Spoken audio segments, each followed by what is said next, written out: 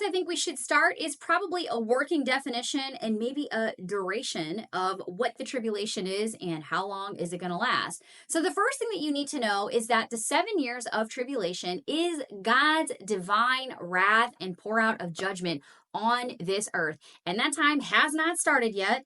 And if you're a believer in Jesus Christ, you ain't going to be here for it, because we, the church, are taken out and away from that time period. No, it is not escapism either. It is literally what is promised to us as believers in this age. Verse 27, this is talking about the Antichrist right here. Here we go. Then he, who's he? The Antichrist, shall confirm a covenant. By the way, this lends to the fact that there's probably an already existing covenant somewhere that they're going to strengthen. So that's a really interesting way to look at this.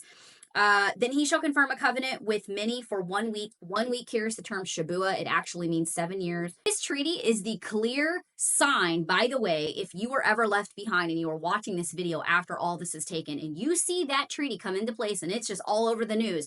So-and-so, whoever this fella is, has signed a treaty with Israel today. You will know that the tribulation has started. And I certainly hope that no one watching this video ever is going, oh my gosh, this is me in that moment. But should that be you because you've rejected the gospel up until this point and you've been left behind, you will know when that time has started by the releasing of the information on the covenant that has been signed with the Antichrist and Israel. Now we've got some key points and characteristics that are going to happen during the tribulation, and I'm going to give you a couple of those along with the scripture references. So the first one is the global convergence under the Antichrist rule. P.S. This is why you see so many of us who are following Bible prophecy. We're looking at all these crazy events going, why is everybody trying to set up for a global government? Why is everybody trying to set up for a one world currency? Why is everybody trying to set up for a world religion? This is why, because everything is pushing towards this global governance known as the beast kingdom. That's what it's set up for.